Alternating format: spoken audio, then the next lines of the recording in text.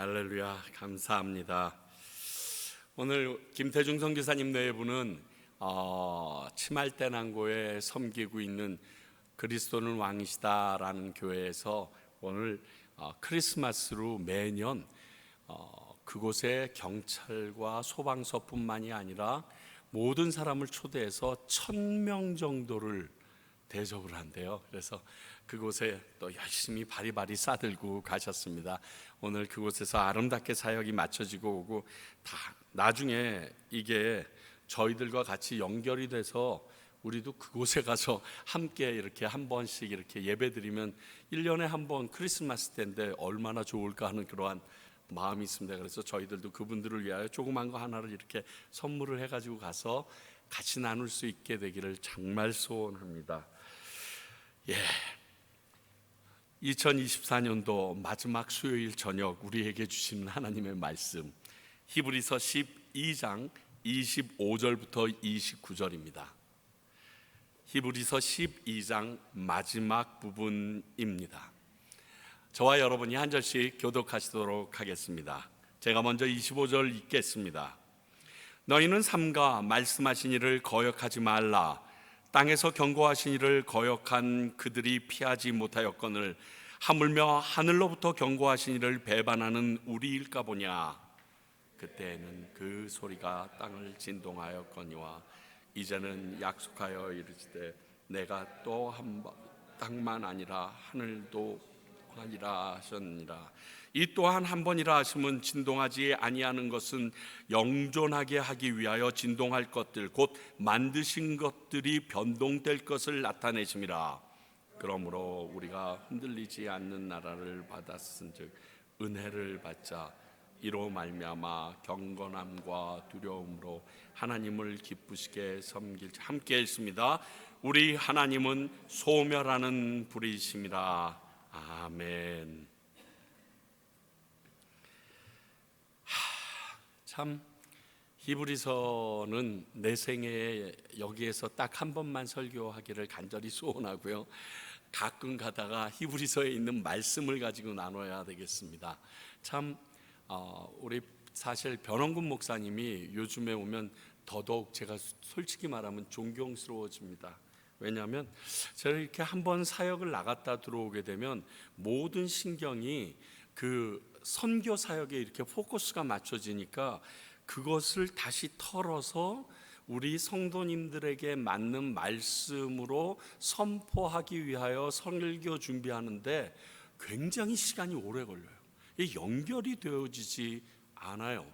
아니면 내가 여기에서 선교 다녀왔던 것을 여러분들에게 얘기하면 본의 아니게 여러분들께서는 이질감을 느낄 수도 있고 안 좋을 경우에는 나 죄책감이 느껴지네. 난 이런 데도 못 가보고 뭐 이렇기 때문에 그게 아닌 목회자로서 교회 안에서 이 말씀을 선포하고 체인지 디렉션 하는 게 이게 쉬운 일이 아닌 것 같습니다. 그런데 30년을 그렇게 해오셨던 것을 보면 저는 앞으로 6년밖에 안 남았다는 게 이렇게 감사할지 모르겠어요. 정말로 정신이 없더라고요. 어찌되었건 오늘 12장 마지막까지 하나님의 말씀을 봅니다. 자, 지난주에는 옛 언약을 시온산이라고 표현을 했었죠. 그리고 신의 산, 새 언약을 시온산이라고 말씀하셨어요. 그래서 시온산을 향해 가는 이 발걸음을 너희들은 멈추지 말라. 왜? 히브리서가 어떻게 되어진 거라고요? 주이시들 즉 유대인들이 유대교에서 기독교인이 되었다가 로마와 동족들의 핍박과 환난을 견디기 힘들어 다시금 유대교로 돌아가려고 하는 사람들에게 경고하며 예수 그리스도가 율법보다 더 귀하신 분이라는 걸 선포하는 내용이거든요. 그래서 지금 이렇게 이야기가 됩니다.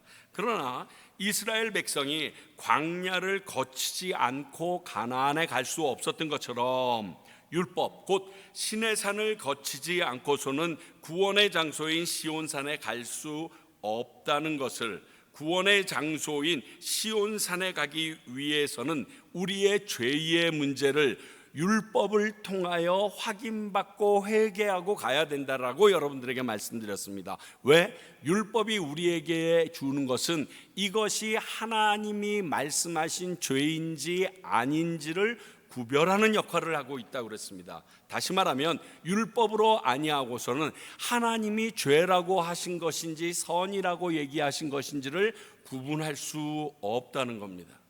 지금 세상의 문제점이 뭐냐면 세상에서 말하는 선, 세상에서 죄라고 안 하는 것을 우리는 하나님 앞에서도 죄가 아닌 것처럼 착각하고 있는데 그렇지 않다는 겁니다. 하나님 앞에서의 죄는 이미 율법 시대에 정해놓은 것처럼 영원히 죄고요. 그리고 아무리 세상이 바뀌고 변하여도 그것은 흔들리지 않기 때문에 진리라고 얘기하는 건데 그곳이 바로 신의 산이고 그 신의 산을 통과하지 않고서는 우리가 영원한 구원인 시온성에 다다를 수 없다는 것입니다.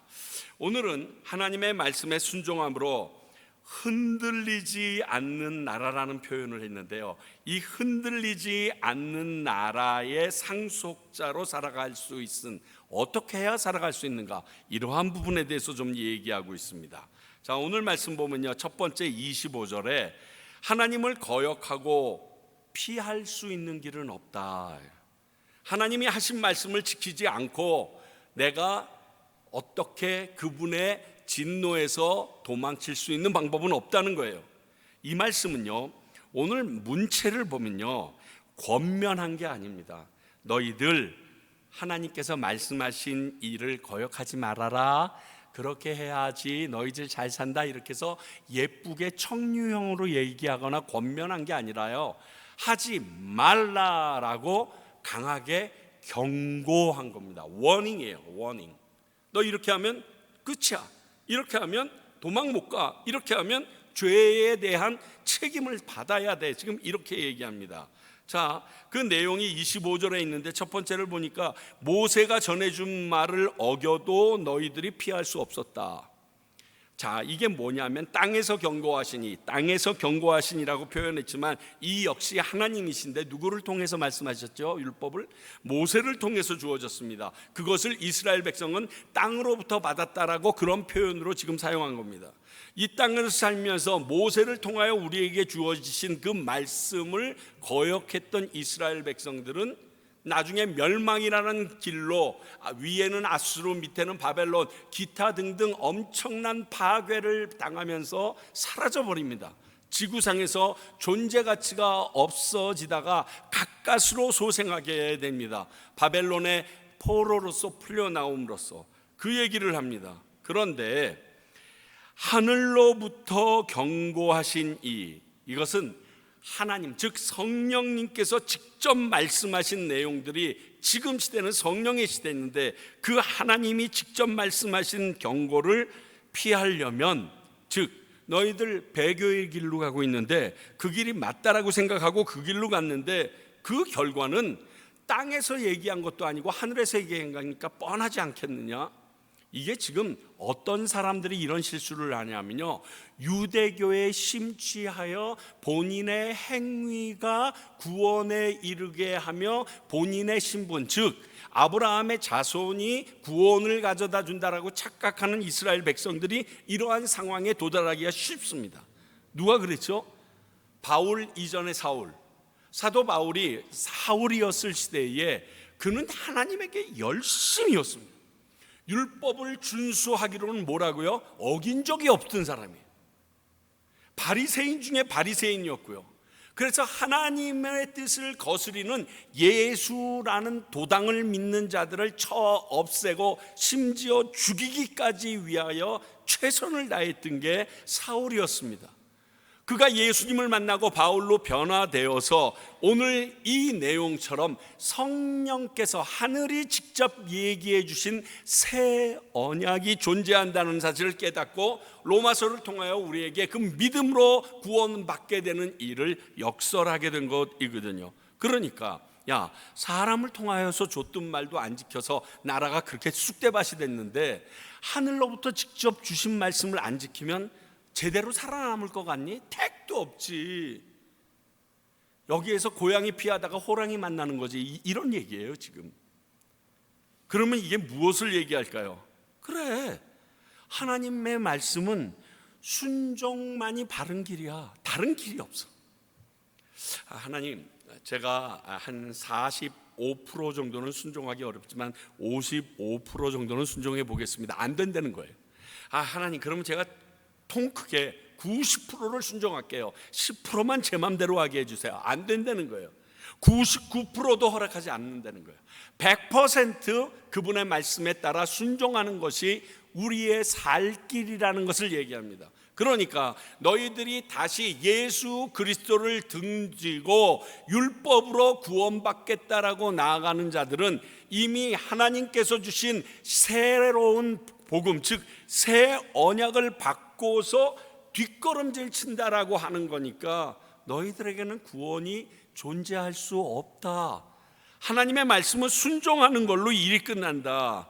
하나님의 경고는 피할 방법이 없습니다. 그대로 순종하는 것만이 구원에 이르는 길입니다. 다시 한번 말씀드리지만 우리가 구원을 받는 것은 하나님에게 유익일까요? 우리에게 유익일까요? 우리의 유익입니다. 여기에 자꾸만 우리 헷갈리는 것 같아요. 하나님을 위해서 뭘 해드려, 자꾸만 예배도 봐드리고 찬양도 해드리고 헌금도 좀 드리고 봉사도 좀 해드리고 선교도 좀 해드리고. 아니에요. 우리의 유익입니다. 그거 우리가 안 해도요, 아니 이 세상 아무 사람이 안 해도요, 하나님 쓱 해서 지워버리고 새로 시작하실 수 있는 창조 주세요. 그걸 알아야 됩니다. 냉철하게 말하면 하나님 자신을 위한 일이 아닙니다. 다만 사랑하는 그의 피조물들인 인생들이 죄로 인해서 구원을 받지 못한다는 사실이 안타까운 것은 있으시겠지만 결국 우리를 위해서 우리가 순종해야만 살 수 있다라는 것을 오늘 25절은 알려주고 있습니다. 여러분들이 순종 잘하면 목사인 제가 월급 더 많이 받을까요? 여기에 교인들이 막 넘치면 목사인 제가 어깨에 가오가 딱 들어가고 하늘나라 가서 윗자리에 앉을까요? 택도 없는 소리입니다. 상관없습니다. 여러분들을 위한 일입니다. 여러분들이 사방으로 나가면서 크리스찬으로서의 여러분들의 삶을 통하여 잃어버린 영혼들이 당신들을 바라보면서 네가 다니는 그 교회, 네가 섬기는 그 예수님, 그 하나님을 만나고 싶다라고 얘기하고 다가올 때는 그렇게 보여줬던 그 사람에게 은혜가 임하고 하나님의 상급이 임하는 거죠. 착각하지 마십시오. 믿어준다라고 생각하지 마세요. 가끔 가다가 내가 우리 아내 때문에, 우리 어머니 때문에 믿어준다까지 것 이러는 분 계신데 나중에 하늘나라 가보면 깜짝 놀랄 거예요. 큰일 날 뻔했네. 어머니 아니었으면, 우리 아내 아니었으면, 아무개 아니었으면 왈고 저 철절 끊는 저기에서 와 주여 그럴지 몰라요. 두 번째 내용이 26절 27절에 나오는 건데, 하나님은 피조물들을 멸하시고 새 땅을 여실 계획을 갖고 있다라는 겁니다. 이 말을 진동하지 아니한 것들을 위하여 진동할 것, 즉 만드신 피조물을 변동하신다라고 학개서 2장 6절의 말씀을 인용해서 오늘 표현하고 있습니다. 학개서 2장 6절 볼까요? 만군의 여호와가 이같이 말하노라, 조금 있으면 내가 하늘과 땅과 바다와 육지를 진동시킬 것이요. 자, 이 말이 무슨 뜻이냐? 흔들리지 아니할 나라, 28절에 있는 것처럼 흔들리지 아니할 나라를 위해서 창조물은 다 흔들어 버리셔야 된다는 거예요. 그 창조물을 준비해 그대로 놔두고서 그 거대한 흔들리지 않는 나라, 새 나라, 새 하늘, 새 땅이 다가올 수 없다는 겁니다. 하나님의 창조물보다 더 큰 가치를 가지고 있는 것이 흔들리지 않는 영원한 나라 천국이라는 것을 지금 얘기하고 있어요. 자, 요한계시록 21장 1절 볼까요?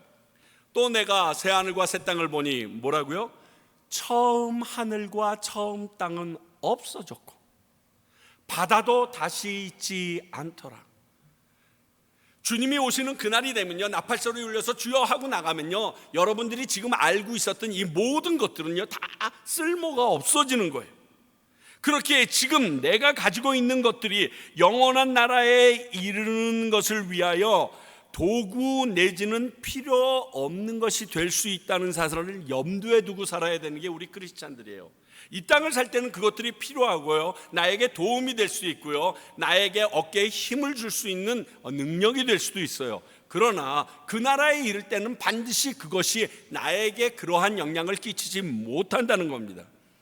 그래서 인간으로서의 모든 부와 명성, 그리고 하나님의 지혜를 가지고 누렸던 솔로몬은요, 인생 말년에 모든 것이 헛되고 헛되니 모든 것이 헛되다라고 얘기합니다. 그리고 그 이유를 전도서 1장 3절 4절에 이렇게 말합니다. 해 아래 수고하는 모든 수고가 사람에게 무엇이 유익한가? 한 세대는 가고 한 세대는 오되 땅은 영원히 있도다. 제가 이걸 안 바꿔놨었네요. 죄송합니다. 뭐라고 얘기하냐면, 내 세대가 영원할 줄 알았는데 웬걸? 금방 없어지네. 자, 우리 솔로몬이 왕위에 몇 년 있었죠? 40년 있었습니다. 20년을 뭐 했죠? 성전 건축이랑 지궁전 건축으로 끝냈습니다. 기껏 열심히 다스려보고 폼 잡아봤자 20년밖에 못 잡아봤어요. 지가 만들어 놓은 것 자랑하면서 사람들에게 펼쳐본 거 20년밖에 되지 못합니다. 그리고서 생각해 보니까, 야, 나 죽잖아. 나는 사라질 존재잖아. 진동할, 흔들려버릴 존재잖아. 영원히 흔들리지 않는 그 나라를 위해서 과연 내가 한 게 무엇이 있을까? 그러면서 그가 고백합니다. 헛되고 헛되니 헛되고 헛되다. 그래서 지금 내년도에 이 히브리서가 끝나고 나서는 전도서를 해볼까 하는 마음이 저에게 살짝 있어요. 여러분들에게 염세주의적으로 만들려고 그러는 것이 아니라, 진짜 우리가 지금 목표를 가지고 힘을 쓰는 것이 얼마나 하나님의 앞에서는 쓰잘데기 없는, 쓸모없는, 보잘것없는 것인지를 좀 확인받기 위하여, 그럼 내 삶이 그런 것을 좀 툭툭 놓을 수 있지 않을까 하는 그런 생각에서요. 어쨌든 그렇습니다. 이는 하나님께서 흔들리지 아니하는 영원한 나라를 위하여 그리하신 것입니다. 그래서 저는 적용을 이렇게 해봅니다. 그러니 우리는 흔들리지 않는 나라에서 같이 있을 것에 투자하셔야 됩니다. 그렇잖아요. 이번에 단기팀들도 많이 왔다 가시는데, 왔다 가시면서 이 나라 동전이나 그 잔돈은 다 주고 가십니다. 왜 주고 가실까요? 미국 가서 한국 가서 소용이 없어. 그거 바꿀 수도 없고 다시 온다라는 본인들의 그러한 그 확고한 마음도 없으니까 그냥 다 주고 가시더라고요. 여러분, 영원한 그 나라에서 가치 있는 것이 무엇인지를 한번 생각하는 시간이 됐으면 좋겠어요. 이제 한 2주일 남았잖아요. 2024년도가 한 2주일 남았는데, 하나님, 내가 2024년도를 마치면서 2025년도를 시작해야 하는데 어떤 것을 더 가치를 두고서 살아가는 게 좋을까요? 어떤 것을 더 남기기 위하여 노력하는 게 좋을까요? 이게 필요해요. 물론 구원이나 천국에 관심 없는 분들에게는 전혀 상관없는 얘기입니다. 그렇죠? 그러나 지금 잠깐의 고난과 아픔을 피해볼 요령으로 구원의 영원한 세계를 알고 있으면서도 피하려는 배도의 무리들이나 이 자리에 있는 우리들에게는 굉장히 중요한 내용입니다. 잘못 잡으면 진짜 종이 쪼가리거든요. 쓰레기거든요. 다른 말로 구원을 목적으로 오늘 이 자리에 나오고 예수님을 믿는 우리들에게는 중요한 일입니다. 보통 교회에 어느 정도 다니시고 하나님의 말씀을 들으시고 읽으신 분들이라면 흔들리지 않는 나라, 즉 천국에서 같이 있는 게 뭔지 압니다. 우리 애들도 알잖아요. 돈으로도 못 가요, 하나님 나라 힘으로도 못 가요. 애들 다 알아요. 그런데 그 아는 것조차 준비하지 않는 성도님들이 계시기 때문에 문제가 됩니다. 지난주 초에 우리 아들이 이제 막 올 날짜가 얼마 남지 않았다는 것 때문에 막 흥분이 되고 밤잠도 설쳐지 너무 기쁘더라고요. 그런데 이제 내일 아침엔 가요. 너무 빠른 거예요. 그냥 가만히 있어도 시간은 흐르고요, 상황은 다 지나가더라고요. 그래서 힘들었을 때 우리는 이 또한 지나가리라 이러면서 그냥 그 시간을 이겨보려고 합니다. 오죽하면 군대에 있을 때 거꾸로 매달아도 국방부 시계는 간다 이러면서 고통스러워도 시간은 지나간다 이렇게 얘기하지 않겠습니까? 그런데 신앙생활을 하는 성도들의 입장에서는 그 시간을 어떻게 보냈느냐의 차이가 굉장히 중요합니다. 이걸 알아야 돼요. 자, 아들이 온 동안에 무슨 일을 하든지 상관하지 않고 즐겁게 그 아들 보는 기쁨, 아들에게 맛있는 거 같이 먹는 그 기쁨으로 보낼 수 있습니다. 그러나 단기팀들이랑 같이 왔는데 더 보람되고 하나님이 더 기뻐하시는 일을 하도록 옆에서 내가 힘들어도 돕기 위하여 시간과 정성을 쏟았거든요. 그 결과 피곤함과 손해가 나에게 찾아오긴 합니다.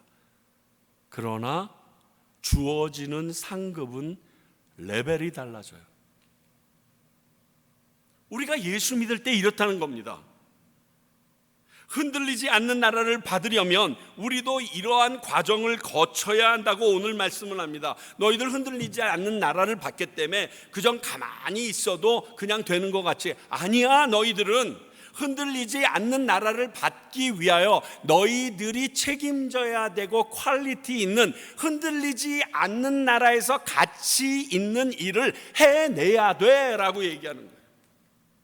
그저 예수 믿는 게 다 똑같고 그렇게 예수 믿다가 주일날 그저 하늘나라 올라가서 다 천국 가서 그저 편안하게 다 산다 그러면 그게 공평한 하나님이실까요? 아니세요. 평등하신 하나님은 아니에요. 그러나 공평하신 하나님이거든요. 그 공평하신 하나님께서 보시기에 합당하려면요, 내게 2달란트밖에 안 줬지만 최선의 노력을 해서 2달란트를 남겨야 되고요, 5달란트를 주셨지만 최선을 다해서 5달란트를 남겨야 돼요. 내가 5달란트 받았는데 쟤 1달란트 받은 애도 있네. 그럼 1달란트 정도만 남기고 막 말지. 이러면 되는 게 아니라는 거예요. 1달란트를 받았는데 에휴 이것마저 없어지느니 땅속에 묻어놓자. 이 사람에게 하나님께서는 뭐라고 얘기하셨냐면, 게으른 종아 네가 슬피 울며 이를 갈미 있어라. 뭐 할 때? 2달란트 5달란트 받은 사람이 착 잘하였도다 칭찬받고 잔치하고 있을 동안에, 여러분, 하나님께서 우리에게 주신 것들로 내가 천국 가는 게 아니에요. 그것들이 어떠한 과정을 겪어서 아름답게 완성되어지느냐가 중요한 거예요. 그러니까 생각을 많이 해봤어요. 저도 이게 금년도에 워낙 많은 팀이 왔다 가니까 팀이 올 때마다 쫓아다녀보고 이것저것 하고 나니까 너무 힘든 거예요.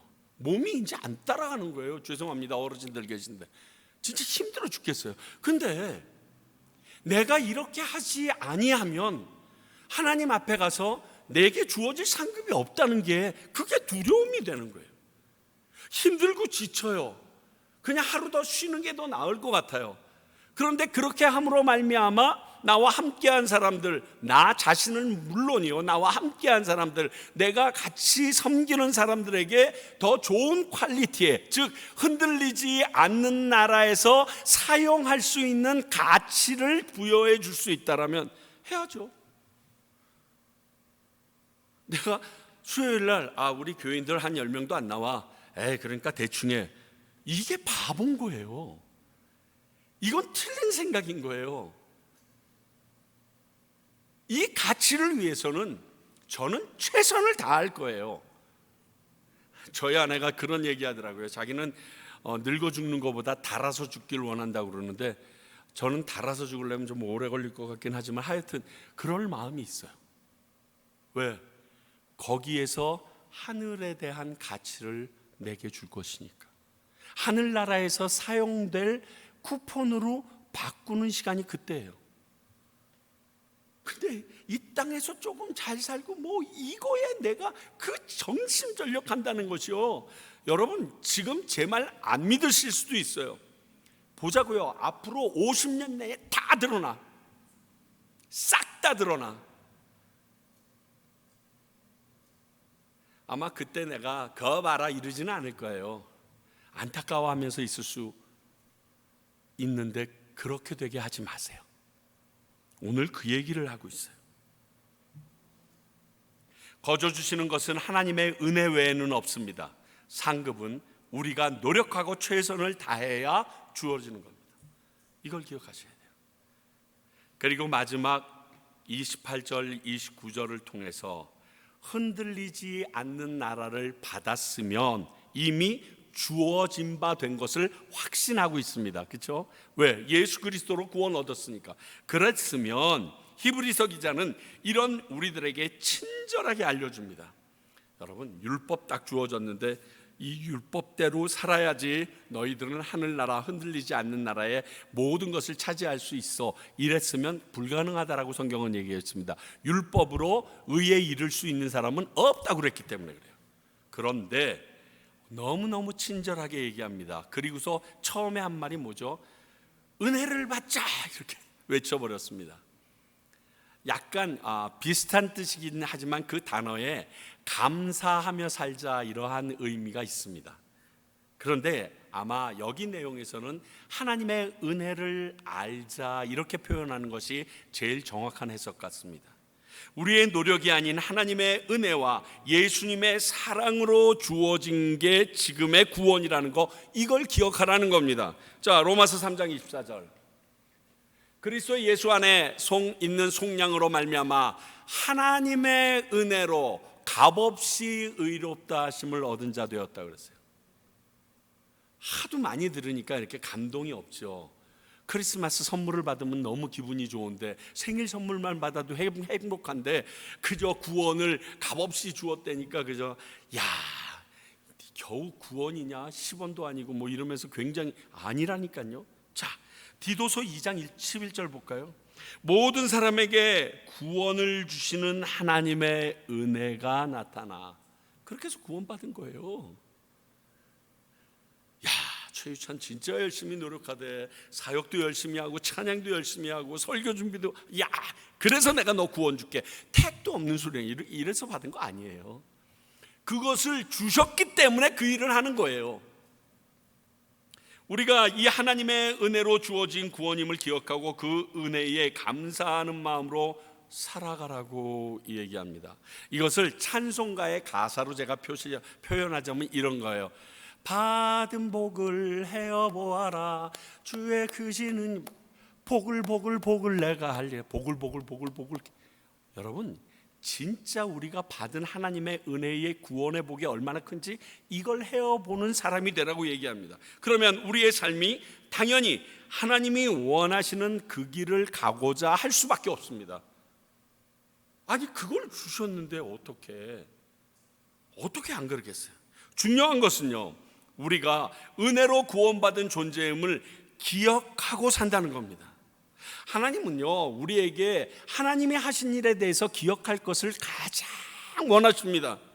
언제부터? 구약시대서부터. 나를 기억하라 해서 여기도 가마라 문설주에도 받아라 뭐 별의별 말씀 다 외우게 하시고, 그리고서 신약에 와서 예수 그리스도가 우리의 죽으신 것을 위해서 성찬식까지 직접 만들어 놓으시고 지금 얘기하시는 겁니다.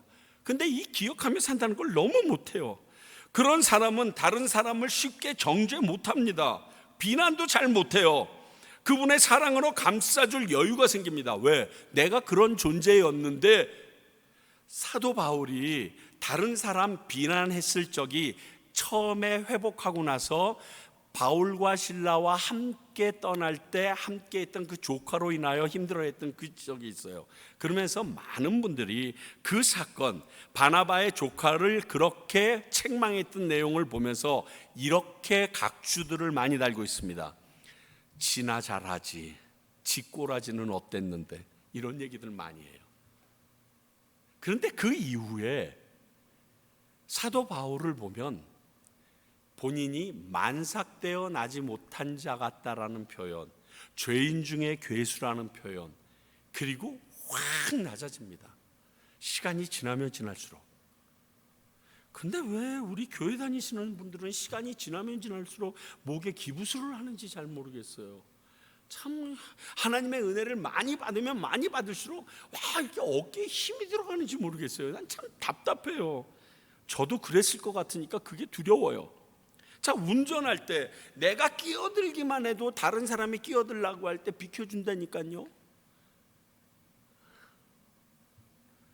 그런데 인간이 선하지 않아서 은혜를 받아 누리면서도 다른 사람에게는 베풀기에 인색하기에 이렇게 말씀하신 거예요.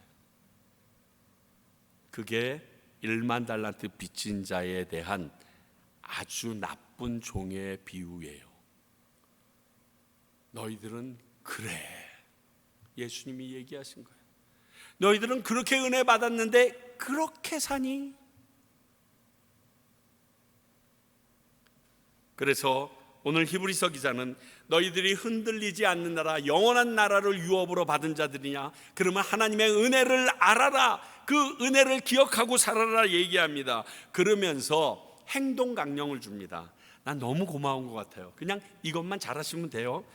하나님이 기쁘시게 예배를 드리면 됩니다. 하나님이 받아서 너무 기쁜 예배를 드리라고 써 있어요, 오늘 말씀에. 이때 경건함과 두려움을 가지고 나아가야 된다라고 얘기합니다. 왜? 이 경건함과 두려움을 가지고 나아갈 때 하나님께서는 우리의 예배를 기뻐 받으신다라는 의미입니다. 이유는 뒤에 나오지만 하나님이 우리가 가벼이 여길 존재가 아니시기 때문에 그렇습니다. 안타까운 것은 지금도 많은 교회에서 많은 예배가 드려지고 있습니다. 지금 우리들도요. 그런데 이 예배의 대상이 하나님이신 것을 알고 있는지는 참 의문이 돼요. 물어보면 다 알아요. 하나님께 예배드리러 왔다요. 그분께 찬양하러 왔다고 그래요. 근데 왜 사람들이 박수 찬양하고 박수 치면 그 기분 좋아가지고 막 어깨에 힘 팍 주고 그럴까요? 굉장히 좀 안 좋은 예지만 제가 섬기던 교회가 성가대가 굉장히 열악했어요. 그러다 보니까 이분 저분 다 들어오셔서 계시다 보니까 음악적인 소양이 없는데도 이렇게 성가대를 하시는 분들이 계세요. 그러면 솔로 파트가 아닐 때도 막 솔로들을 하십니다. 참 난감해요. 이거 어떻게 해야 될지 몰라요. 그런데 그분들을 위해서 제가 이런 얘기를 했어요. 찬양은 누구에게 드리는 거죠? 하나님에게 드리는 거예요. 말씀은 하나님께서 여러분들에게 선포하여 들려주는 거지만 찬양은 내가 하나님께 올려드리는 예배예요. 지들이 뭔데 평가해? 난 목숨 걸고 연습해서 그만큼 하는 건데 누가 지들을 했나? 나 하나님 들으라고 그랬어. 내가 이렇게 했어도 하나님께서는 내가 최선을 다한 거 알면 두랩돈 바친 과부처럼 하나님 기뻐 받으실 거야 라는 그러한 자세로 해야 된다라고. 다만 연습 시간에 빠지고 제대로 하지 연습도 안 하고 대충 와가지고 앞에서 폼 잡으려고 화장만 예쁘게 하고 앉아, 그러면 안 된다는 거죠. 왜? 대상이 누구라서? 하나님이기 때문에. 그러니까 그 하나님을 생각하면요 두렵고 그리고 그분에 대하여 경건한 마음을 갖는 것은 당연한 거예요. 그 하나님 앞에서 시온산에서 처음 하나님을 배웠던 이스라엘 백성들처럼 두려움과 경건함으로 나아가는 성도들이 또 목사들이 얼마나 되나 우리 되짚어 봐야 돼요. 그저 말지, 아유 그만두고 말지. 그래서 오늘 이렇게 밖에 나가서 이렇게 기다리고 있으면서 이런 생각했어요. 수요일 날 아무도 안 오시면 어떻게 하지? 나 혼자 예배 드리지. 몰라요. 저희 아내는 같이 드려주겠죠. 왜? 난 하나님 때문에 여기 와 있어요. 내가 설교하려고 여기 와 있는 거 아니에요. 그저 설교 들으실 분 없으면 그냥 여기 와서 계속 찬양하고 기도하고 찬양하고 기도만 하면 돼요. 여러분, 금요일 날에 우리가 드리는 예배가요, 굉장히 순도 높은 예배예요. 거의 90% 이상이 온전히 하나님만 바라보고 나가는 게 우리 금요 기도예요. 왜? 모든 타켓이 그건 다 하나님이에요. 여러분, 제 노래하는 노래소리 들으러 오신 거 아니잖아요. 여러분 스트레스 풀라고 와서 여기서 찬양하시는 거 아니잖아요. 다 하나님에게 올려드리는 거 아니에요.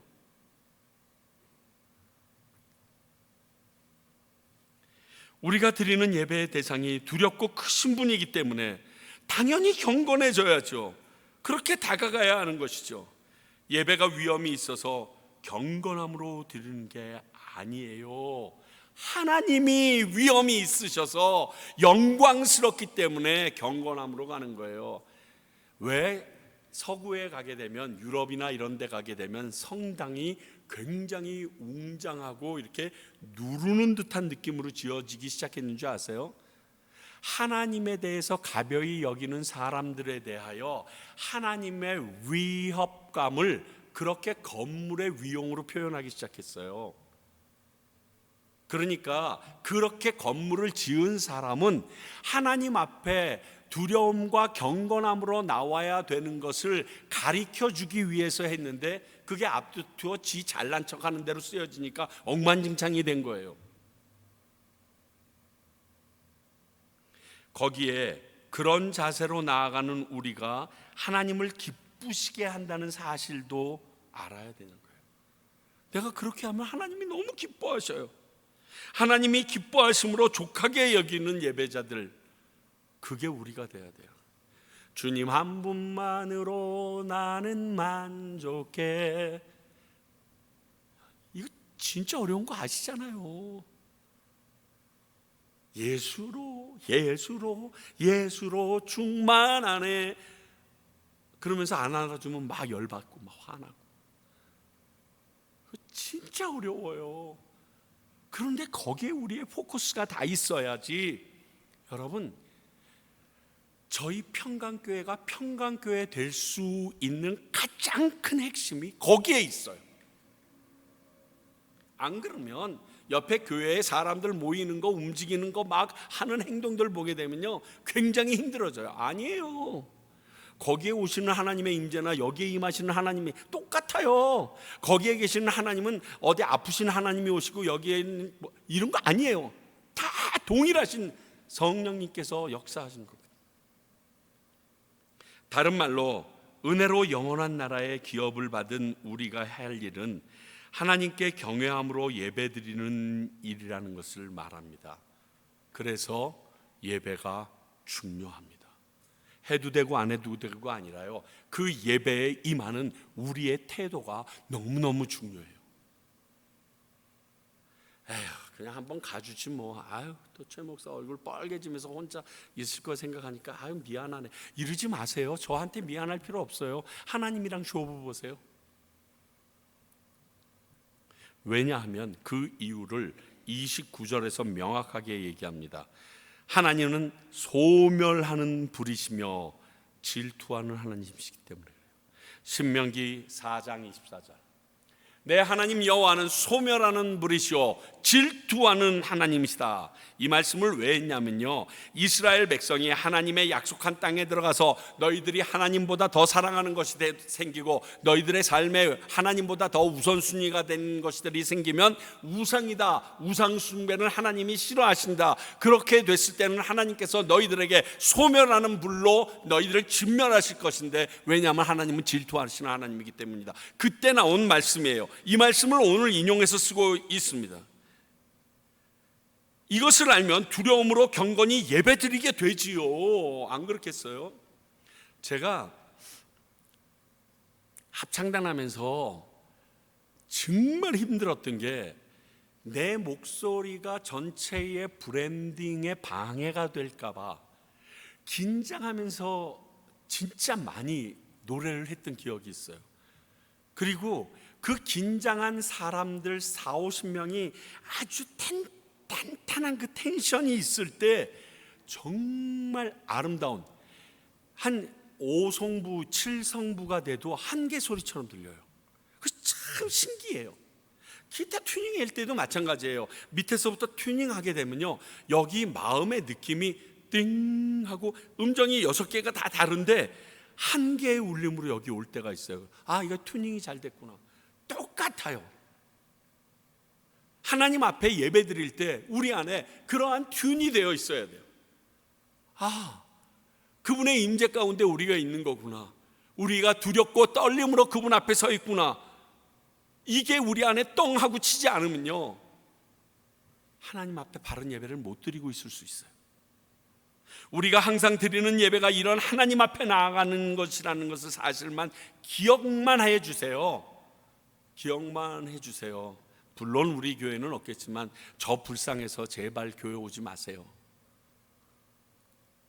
그러면 교회에서 다른 생각이나 행동도 자제하게 될 것이고요, 하나님의 일을 한다면서 함부로 하는 일도 없을 거예요. 한마디로요, 교회 안에서 싸우고 자기 목소리 높이는 거, 거기 하나님이 없다고 생각하기 때문에 그래요. 더 심하게 말하면 하나님 안 믿는 거예요. 하나님이 교회에 계시다는 것을 안 믿는 사람들이 그런 소리 하는 거예요. 그럴 때는 여러분 딴 말 하지 마세요. 기도해 주세요. 하나님, 저분 어떻게 해요? 저렇게 교회 열심히 나오시는데 하나님을 안 믿는 것 같네요. 히브리서 기자는 흔들리지 않는 나라를 받은 자라고 말하면서 경고하며 오늘 말씀을 선포합니다. 그리고 13장에서는 이런 우리가 구체적으로 이 땅에서 어떠한 삶을 살아야 되는지 그 조목조목을 얘기해 주기 시작합니다. 놀라운 건요, 자, 다음 주 수요일 날이 12월 25일입니다. 그래서 11시에 낮 예배를 드리고 저녁 예배는 안 드린다고 지금 다 공고가 나갔잖아요. 그렇게 하고 나니까 히브리서 3장 1절부터 2025년도 1월 1일 날 예배를 드려야 되는데 12월 30일서부터 1월 4일까지 특별 새벽 기도를 드리기로 하면서 제가 진짜 이번엔 좀 오래 기도를 했어요. 한 2달 넘어 기도하면서 결단 찬송이 전해져야지 2025년도 우리 교회 교인들이 어떠한 방향으로, 지금 우리 부르는 것처럼요, 주님 다시 오실 때까지 우리가 이 길을 가야 합니다라고 선포하듯이 우리 주님 다시 오실 때까지 어떠한 부분을 강조할까요 했을 때 저에게 주신 찬양이, 나는 주님을 믿게 된 것이 가장 좋은 일이라고 생각합니다.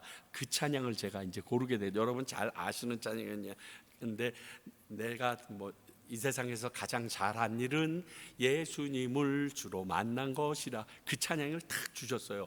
그러니까 예수님을 주로 만난 사람들이 어떻게 살아야 되는가에 포커스를 맞춰서 준비를 하려고 그랬다 보니까 수요일 날 저녁 예배의 내용도 이 땅에서 예수님을 만난 사람들이 어떻게 살아야 되는가 하는 히브리서 13장 1절서부터 5절 내용을 그대로 전하게 된 거예요. 순간적으로 그걸 빼려고 그랬어요. 왜냐하면 내용이 안 맞으면 그 다음날 새벽 예배랑 또 연결이 안 될 거니까, 그러면 이때는 7개를 다른 말씀으로 해야겠지 그랬는데, 딱 펼쳐보니까 어이? 딱 맞는데 내용이? 그리고 제가 무슨 생각했을까요? 하나님이 내년도 2025년도에는 우리 평강교회 성도들에게, 나에게 이 방향이 강조되길 원하시는구나. 아멘. 그러면 제가 또 뭘 느낄까요? 하나님은 살아계시구나. 하나님 살아계세요. 우리 말 다 듣고요, 우리 기도 다 들으시고요, 우리 예배 다 받아주시고요, 나의 안 좋은 것까지 다 보세요.